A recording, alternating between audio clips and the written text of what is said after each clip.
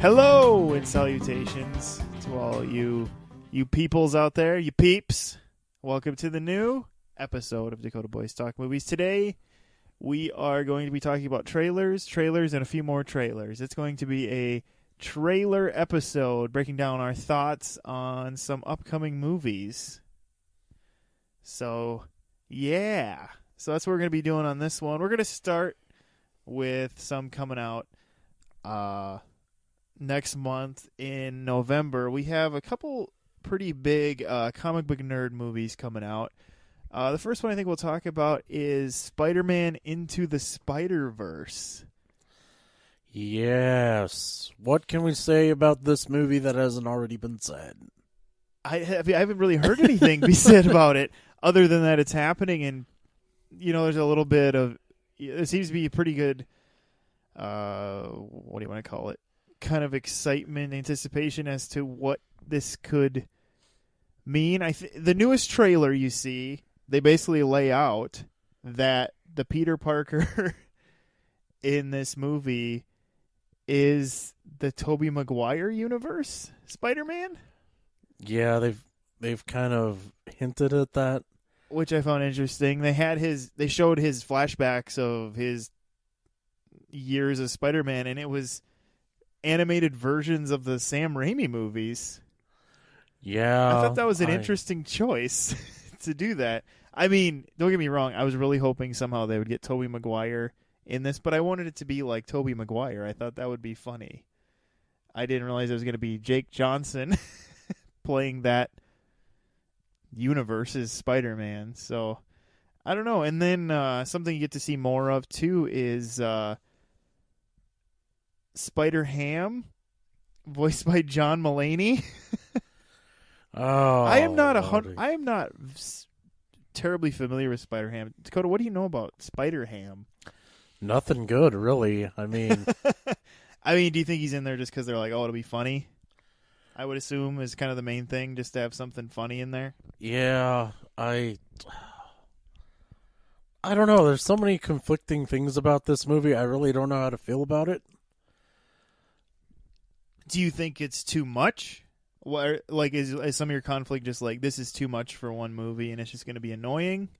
Yeah, I mean, they're even busting out the Spider-Man Noir Spider-Man. Yeah, I recognize that voice, but I couldn't place it and I forgot to look it up.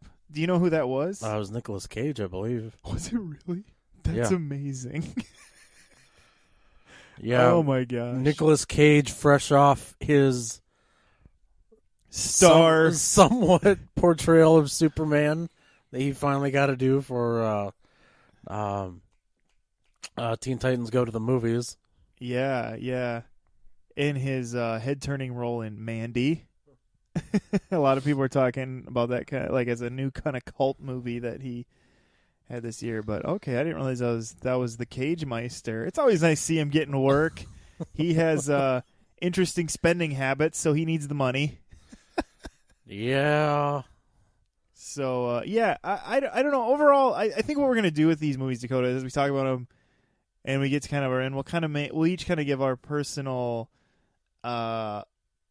diagnostic prediction on how we feel about it, and where our excitement level is. This one, obviously it seems like the main person you're following is Miles Morales. In him finding out that there's other Spider-Mans out there, they're going to focus on Spider-Gwen, Peter Parker, Spider-Ham, Noir, and is that all of them? For all we know, there's probably more. It wouldn't surprise me if the zombie Spider-Man showed up in this, honestly. Or at least got referenced.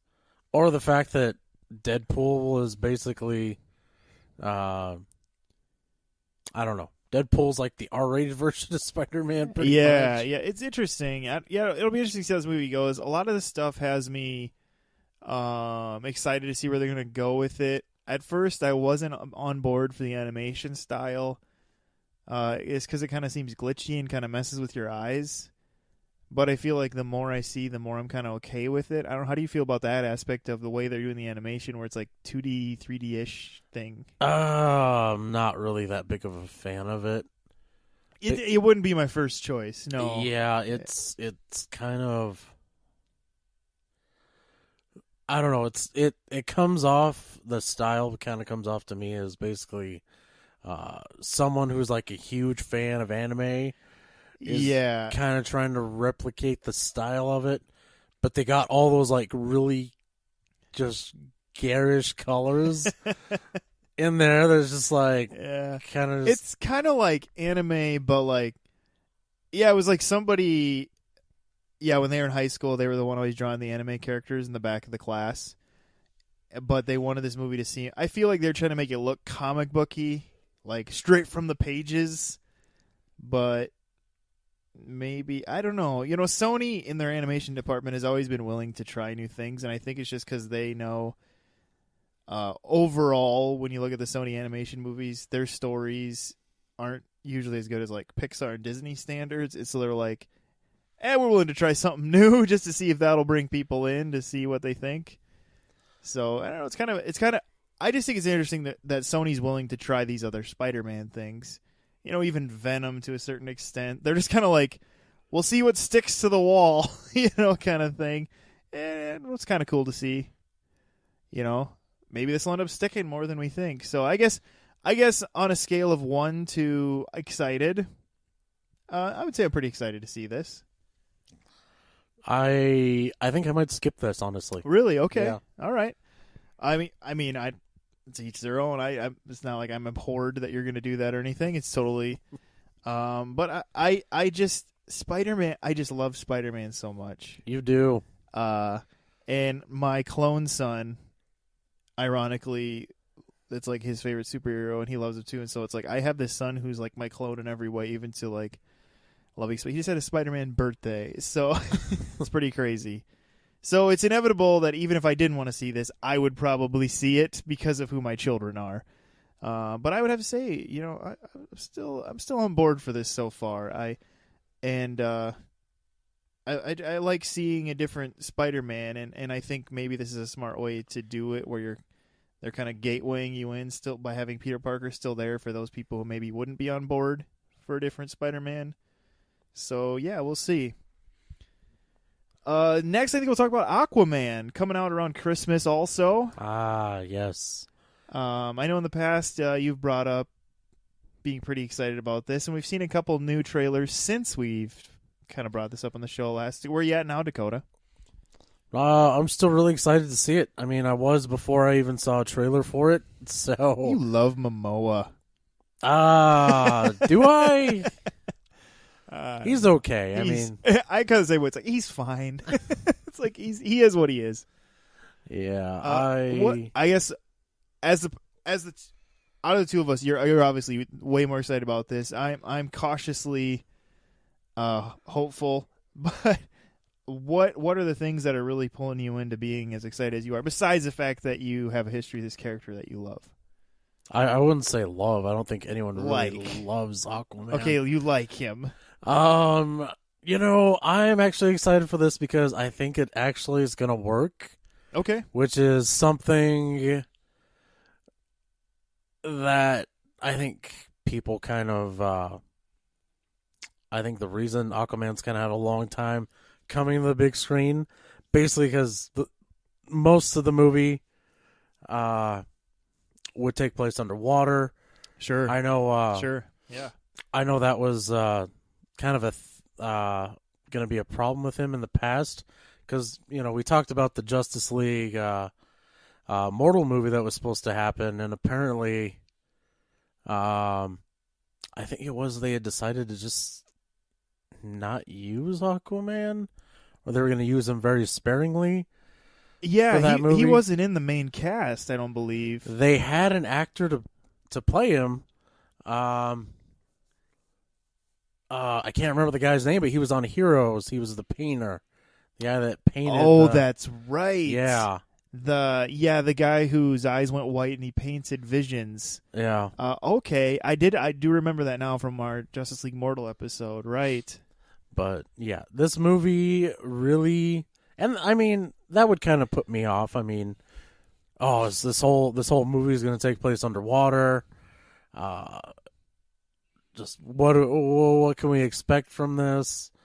And everything I've seen from the trailer so far has looked pretty good. I really wasn't sure how the villain of this was going to come off, but shockingly, I'm actually convinced he's going to do a good job. Yeah, the villain played by Patrick Wilson. Yes. Yeah, it's interesting to see him. I mean, he's had unscrupulous roles in the past, but is this really his first like major kind of bad guy turn where he's just mostly the bad guy? I think it is. Because I mean, I've seen him in other things where it's like he's not great or whatever. But yeah, it'll be interesting to see how that works out. And am I correct that Willem Dafoe was in this? Yes, he is. Which is interesting because he would have been in the Green Lantern movie. But just one of the random lanterns. You didn't see him. Yeah. So. From what I remember, so was Dolph Lundgren. Yes. Yeah. He is. Isn't he Momoa's dad? No, he's playing the bad guy's dad, I believe. Oh, okay. I thought he was Arthur Curry's dad for some reason. So Yeah. okay, I must have it backwards. So interesting. Yeah. Dolph Lundgren's having a little. What do we call this? A Lundgren-descence? I mean, he's going to be in Creed 2, which is pretty anticipated. Now this, it's like Lundgren's finding new life on the big screen and not just the straight-to-DVD random Russian-made things. Yeah. So, interesting. Yeah, James Wan is kind of what piqued my interest more than anything. It's been interesting to see him go from low-budget student filmmaker to being really one of the guys who put the juice back into the Fast and Furious franchise and has just been killing it with his spooky movies like The Conjuring. So it'll be interesting to see. I think every time I've seen him talk about this movie, he's so excited. And he just seems like he worked so hard on it that gives me more hope than anything because I like him as a director. And just having a director who's that excited is usually a good thing, and so that's kind of what brought me back on board because Momoa just puts a bad taste in my mouth every time I see his stupid face and cut apart eyebrow, and I just struggle. But the visuals of this movie, I love that they're making things look so true to the comic book and not trying to make it hyper realistic with like, well, they don't actually ride sharks, or something, but they're just having them ride sharks, and that's what's kind of got me kind of jazzed about. They're actually kind of doing it. They're doing it. I'm actually surprised with how big this movie looks. Yeah, I mean, big scale. I mean, but yeah. It is the ocean, so. So 1, 2 excited.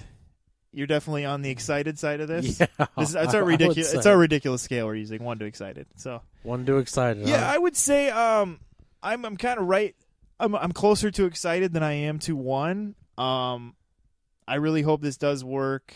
I think there's a lot of better pieces there than pieces that could bring it down, and even some other things kind of make me think like, well, maybe they got this one figured out. So yeah, hopefully that one goes well. The next one we're going to talk about is a January release, Glass. Yes, the long-awaited sequel to Unbreakable and kind of Split. I mean, it's kind of interesting how M. Night Shyamalan figured out a way to kind of shoehorn a universe but not make it feel so shoehorned. I just remember at the end of Split going, wait, I know this music cue.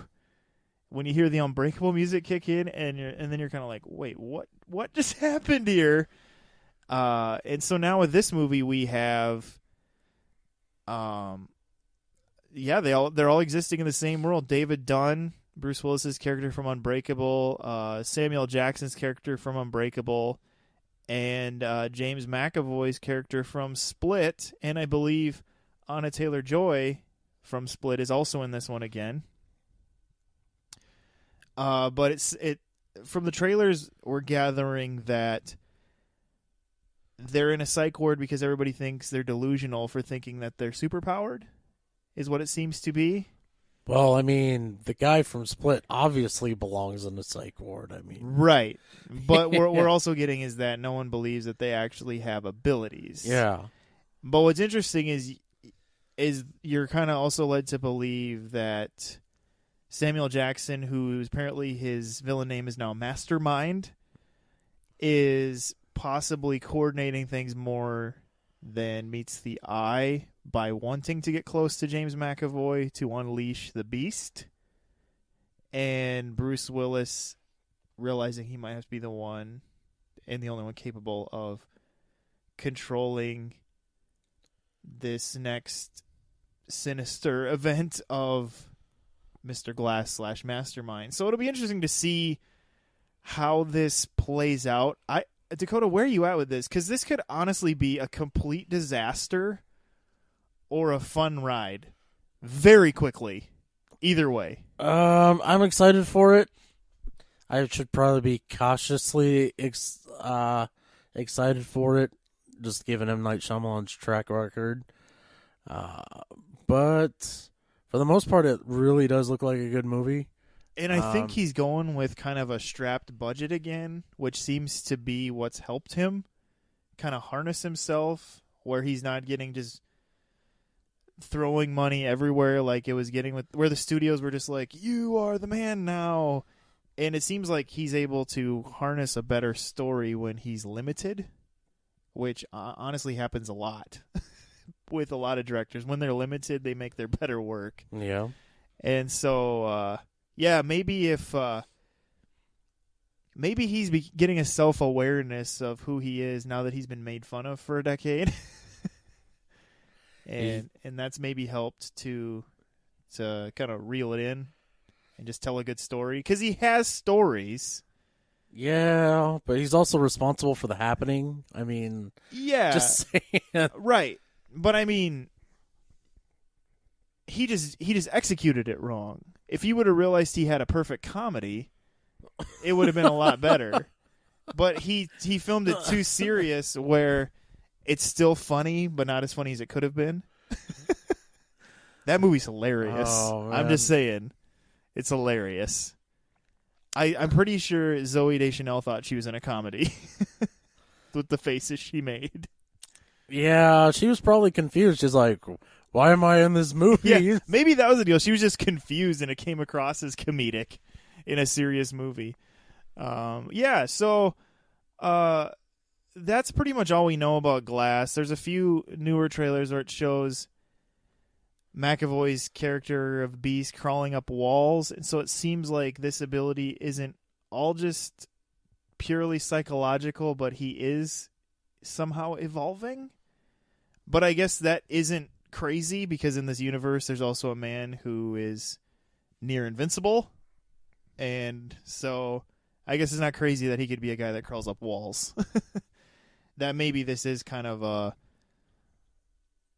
weird X-Men type thing, you know. So yeah, the crazy thing is this movie is basically supposed to revolve around the Mr. Glass character, but you don't really get that feeling from the trailer. No, like I said, I feel like the trailers are making it seem like he's the man behind the curtain with everything, but I feel like in the movie we're gonna maybe get more. I think they want to save the Samuel Jackson stuff for the movie, you know, just because I feel like whatever he says or does is going to be pivotal to what the movie plot is, and they're trying to maybe not give away too much.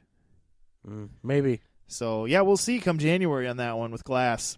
It'll be here before you know it, folks. Yeah, and then in February, a movie that I've been looking forward to by the time it comes out, 5 years, is Lego Movie 2. Has it been that long in between movies? 2014. Wow. Same year as the first Guardians of the Galaxy, because that was the year of the Pratt. He had Lego Movie, Guardians of the Galaxy, and then he came around the horn into the next summer with Jurassic World. So, yeah, Lego Movie 2, the second part. That's crazy, because those other two movies already had, like, sequels out. I suppose. Well, there was Lego Batman in there, and they did Ninjago to kind of fill that Lego movie gap. Yeah, I thought this was funny. I actually knew some people who, when they saw the first one, they were convinced that it wasn't. The film wasn't computer generated. Oh, that it was actually stop motion? They used like the actual Legos. And I was looking at them like, are you serious? Yeah. And it's funny how, now when you think about it, like, that's ridiculous. But I remember at the time, a lot of people, when they saw the trailer, were like, oh my gosh, they made it with actual stop motion Legos. That's amazing. And it's like, I don't think they did. So it'll be interesting because this one is not directed by Lord and Miller, who brought a lot of their attributes and comedy to the first one. Lord Miller, more famously known more recently as the directors who were kicked off of Solo for being too loose and fancy free, I guess. I don't know what they were.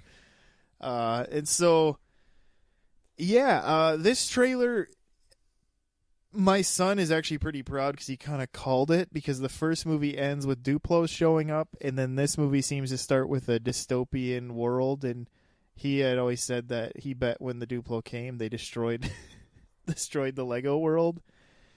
In the new trailer, you hear when they go to space that the planet is Sistar, and so it makes me think that the reality of the kids who are playing with Legos, it's a kid fighting his sister's toys, and that's why a lot of the new toys and villains seem to be more female, is what it kind of maybe I was to be. I was a little confused by this movie because they got that Mad Max vibe going in the first part of the trailer. Yeah, a little bit.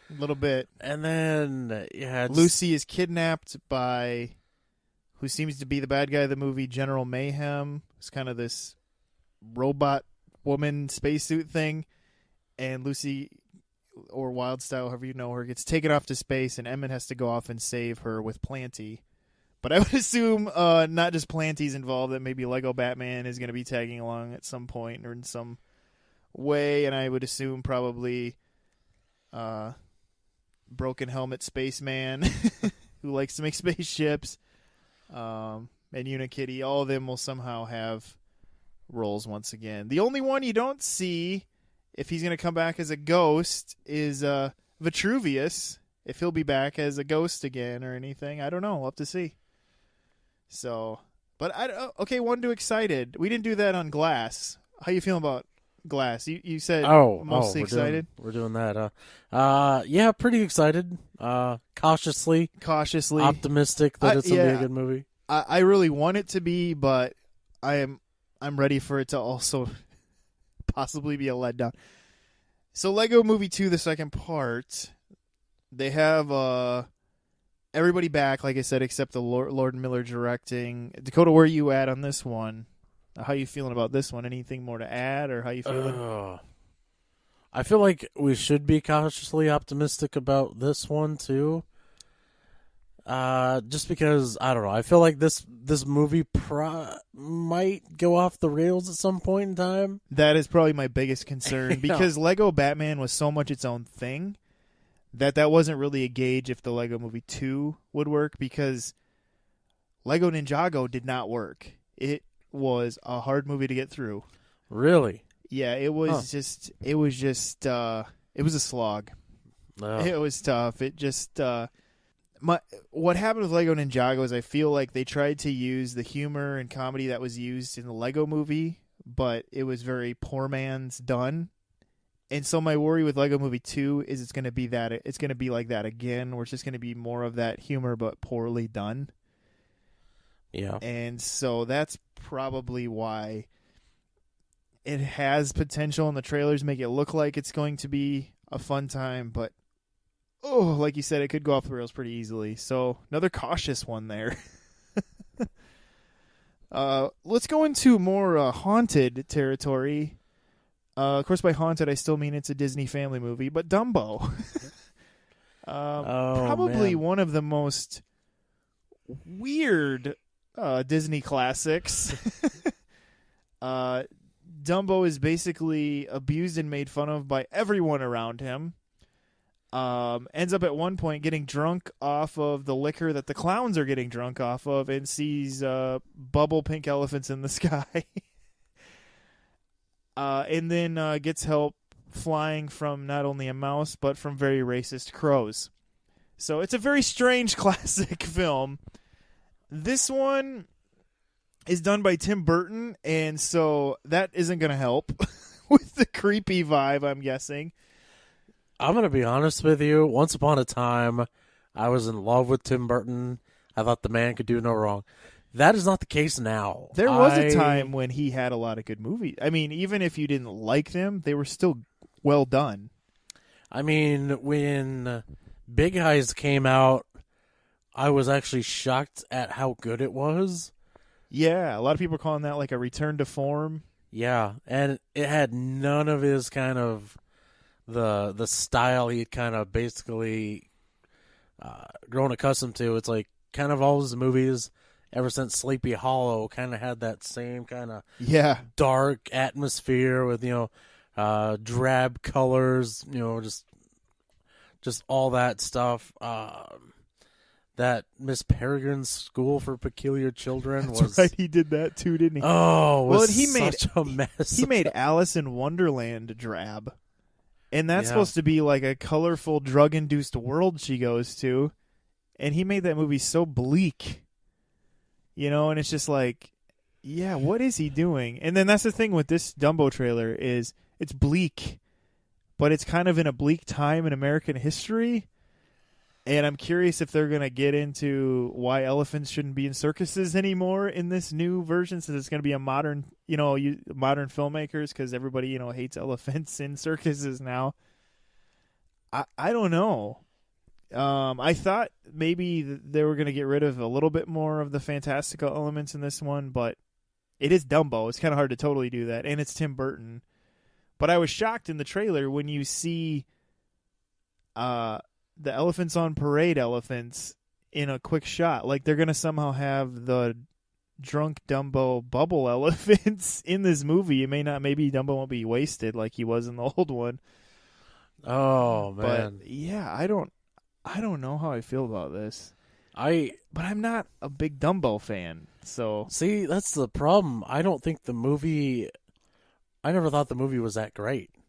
Yeah, it's interesting because Leonard Maltin, a movie critic who is also a huge Disney animation historian, he thinks Dumbo is one of the greats.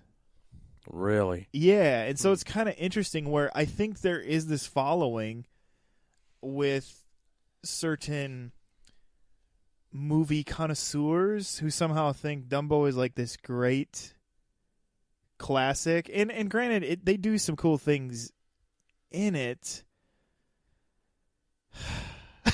But it's kind of like Pinocchio. Even though there's cool things in it, overall it's disturbing and terrible and bleak. Oh man! And so I don't know. This is the one I think I'm probably just gonna skip. I've been skipping Tim Burton for years though. So. I will see it eventually, probably. Yeah, I really don't know what to. I don't know how to feel about this one. It's just, I can't. You can't even.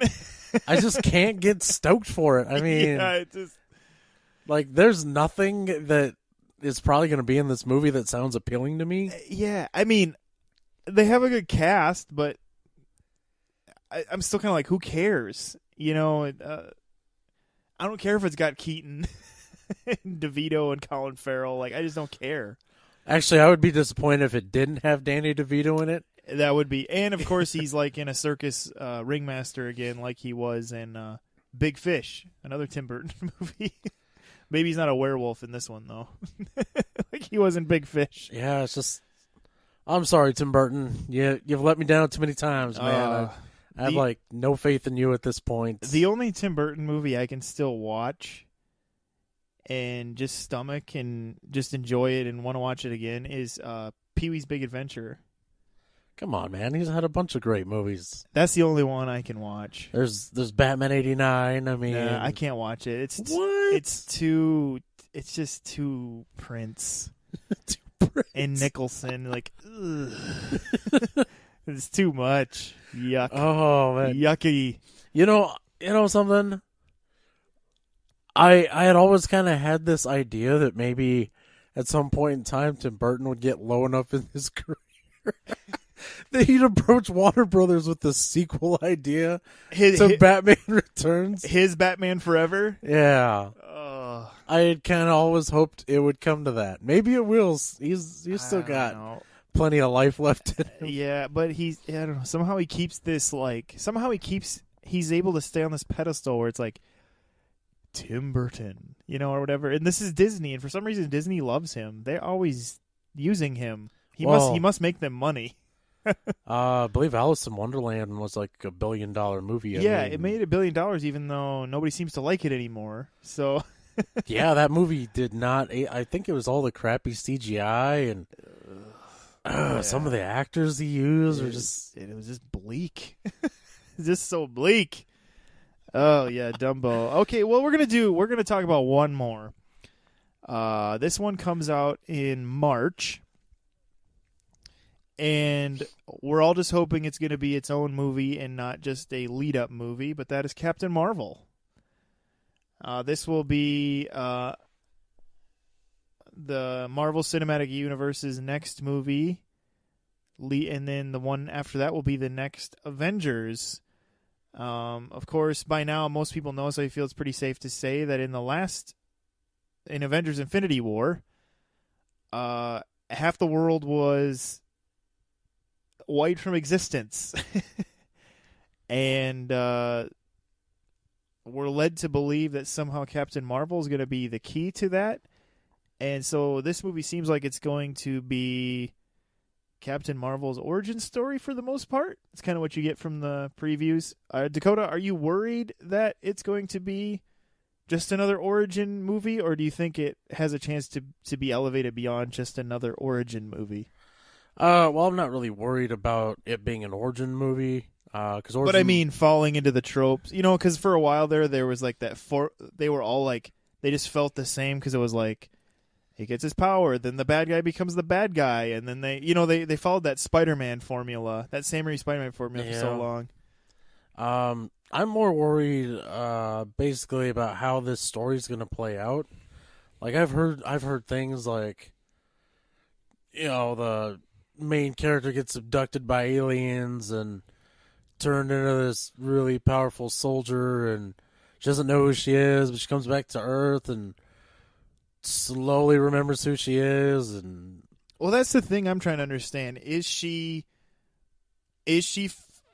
firstly human, or was she a human-looking alien that forgets she's alien? I think she is supposed to be a human. That's basically, you kind of see like her life, basically. I think that's supposed to be her actual memories. Okay. There's been a lot of talk of her memory might have been modified, so these aliens were able to keep her under control, make her think she was one of them. And I don't know, it's just like I haven't heard anything bad, but I've heard stuff about the story that I think might not work. Okay. Yeah. And that's the thing, like, basically anything I know is just whatever is in the trailer. And I haven't really looked into anything else outside of the trailer or anything. And so it's hard for me to believe this movie's going to be bad just because I think Marvel's had very few bad movies. And I feel like as of late, they've gotten pretty good at making their movies at least watchable and fun. I feel like Brie Larson's probably going to be fine. I've seen her in a few other things, since she's kind of come into the limelight more over the past handful of years, and it seems like she's a good fit for this. I don't know. Do you feel like do you think she's going to fit all right into this whole universe of superheroes that already exists, Dakota? I sure hope so. Yeah, that's the thing. It's like she better. Yeah, it's funny because I know one of the things I did see was that people were like, she never smiles. Why doesn't she smile? She's never smiling. And so Brie Larson shared a bunch of tweets of like Iron Man and Thor posters, and she stuck toothy smiles onto the superheroes on the posters because she's like, basically as a way of saying like, they're not smiling. Is it just because I'm a woman that you think I have to smile or something? Or yeah, it's just kind of. Well, that's the thing. I don't think people are aware of the fact that Captain Marvel, Miss Marvel, whatever she's going by these days, she was actually never a very happy person. She was actually kind of pretty serious. She wasn't like plucky and like, all right, boys, let's go get him. It was. This isn't a 60s Batgirl. No, this is. Oh man, who can? I'm trying to think of a superhero that I can compare her to, and I'm not saying she's as like just as brooding as Batman, but probably closer to that side of the spectrum than, say, Tony Stark. Certainly pretty far from Thor and Ant-Man. Okay. Yeah, in the comics, the Miss Marvel, I keep calling her Miss Marvel. Damn it. Just like kind of how I call Shazam Captain Marvel.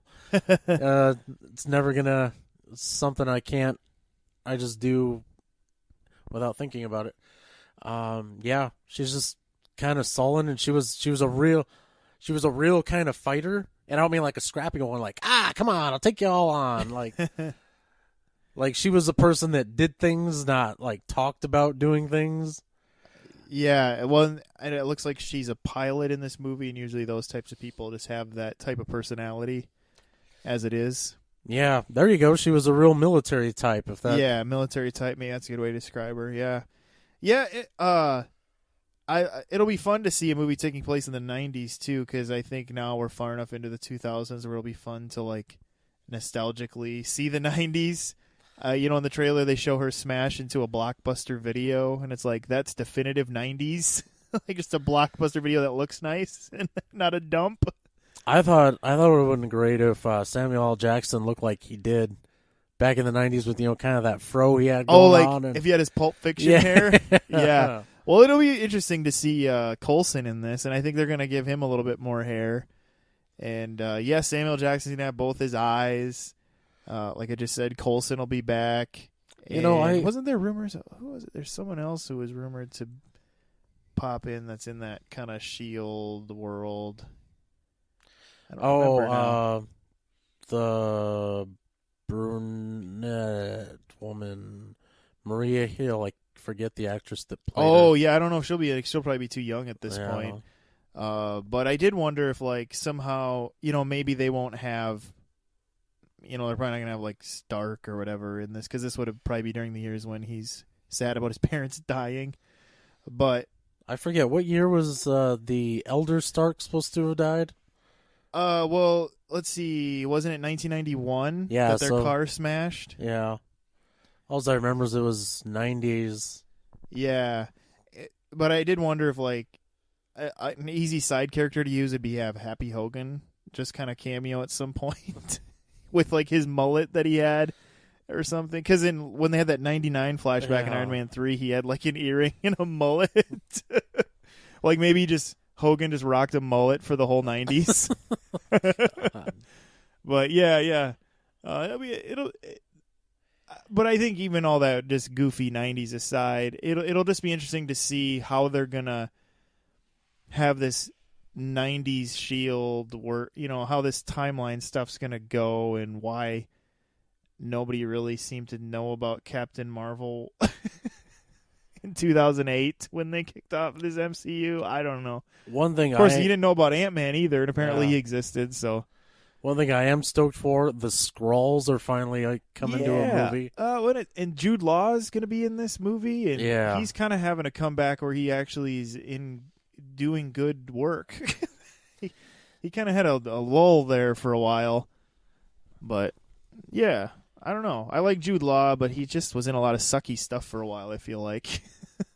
Most of his career, really. I mean, well, especially from like Sky Captain forward there for a while, it was just like Basically, like the first half of the 2000s. Yeah.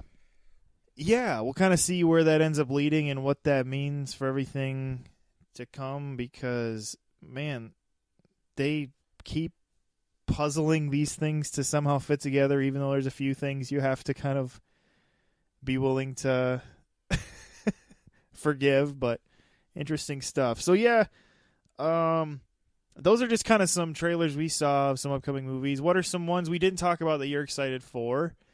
And maybe it's ones we kind of aren't even necessarily on our radar, and maybe you're excited enough where you think, hey, you should watch this or talk about this one. Let us know in the comments. You can do that on Facebook. You can do that on YouTube, where we always put all our episodes on YouTube also, and of course there's a comment section on there. We hope you follow us in those places and subscribe to us on iTunes and all those places also. And I guess you could even review us if you want to. We're never too demanding on that, but we can take it even if you don't give a full 5 stars, but we hope you do. So, but thank you for listening to this episode of our trailers breakdown. But we're going to close the show with that. So this is Steven. And this is Dakota. See you later.